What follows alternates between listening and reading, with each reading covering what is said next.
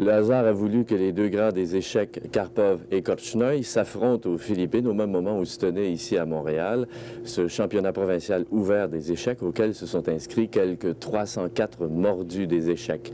Il y avait des joueurs de 6 pays différents ici cette semaine. Évidemment, seuls des maîtres peuvent partir de Hongrie, de Yougoslavie, des États-Unis ou de l'autre bout du pays pour parcourir ce circuit des championnats nord-américains qui les mènera de Philadelphie à Hamilton, de Montréal à Phoenix. Ce sont des vedettes et des centaines de personnes sont venues ici épier leurs gestes ou analyser leur stratégie. Qu'est-ce qui peut autant passionner jeunes et vieux pour un jeu qui aurait été inventé au 5e siècle par un brahman indien pour montrer à son vizir qu'il avait besoin de son peuple et de son armée? Ce n'est certainement pas un spectacle qui soulève l'enthousiasme, c'est un jeu qui permet de s'enfouir dans un dédale de stratégie. Il faut avoir beaucoup d'ambition, prendre énormément de temps pour étudier, avoir beaucoup de concentration, puis pas tellement d'intelligence finalement. C'est surtout de la Un peu d'intelligence. Ça en prend sûrement, mais beaucoup moins que les gens pensent. C'est surtout de la pratique et de l'étude, c'est ça qui est... Il peut être un très bon joueur. Ah, ça prend... Ça, je pense qu'il faut véritablement être un professionnel. La bataille Karpov-Korchnoi a fait monter la fièvre chez les joueurs et pendant le championnat, même après avoir joué pendant plusieurs heures, des joueurs se rendaient au café en passant pour se faire raconter par Jean-Pierre Réaume ce qui s'était vraiment passé. Ce qu'on a pu déceler, je pense, c'est une plus grande agressivité de Korchnoi. Au début du match, il voulait d'abord endiguer les élans de Karpov, mais c'était des élans, disons, qui manquaient de dynamisme, parce que Karpov, je crois qu'il essaie de faire quelques nuls au départ. C'est toujours assez stressant de perdre la première partie ou une des premières parties. Alors chacun fait quelques nuls rapidement au début du match.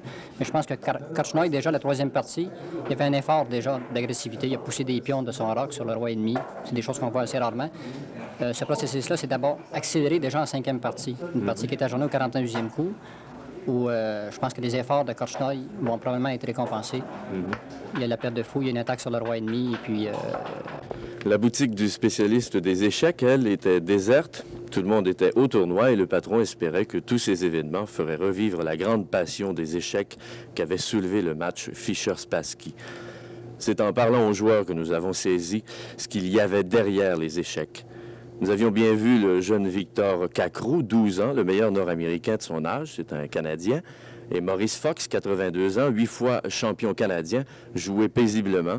C'est lorsque nous avons interrompu Sylvain Barbeau, champion canadien des écoles secondaires, au beau milieu d'une partie, que nous avons tout compris.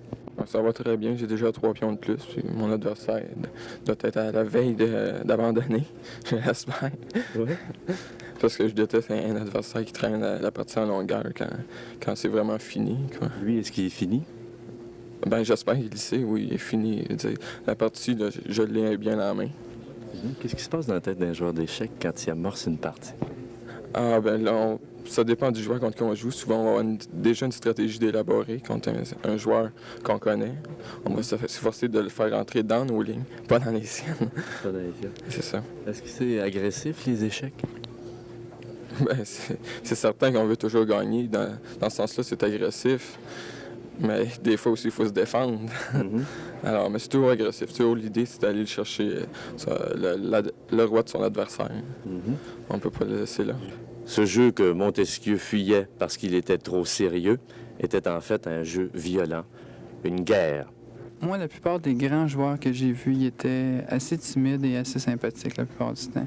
Mais sur l'échiquier, ils sont effectivement assez agressifs. Ils veulent gagner. Ça, c'est la règle d'or de tout bon joueur d'échecs. Quand ils déplacent des pièces, c'est pour gagner. Est-ce qu'il peut être un peu maniaque? Oui, pour ça, oui. Absolument. Il y a beaucoup d'agressivité à travers le jeu d'échecs. Il y a d'ailleurs beaucoup de personnes qui arrivent assez difficilement à jouer aux échecs à cause probablement du facteur agressif. Parce que si tu joues une partie d'échecs, tu veux la gagner, mais disons que psychologiquement, gagner une partie d'échecs, c'est l'enlever à l'autre.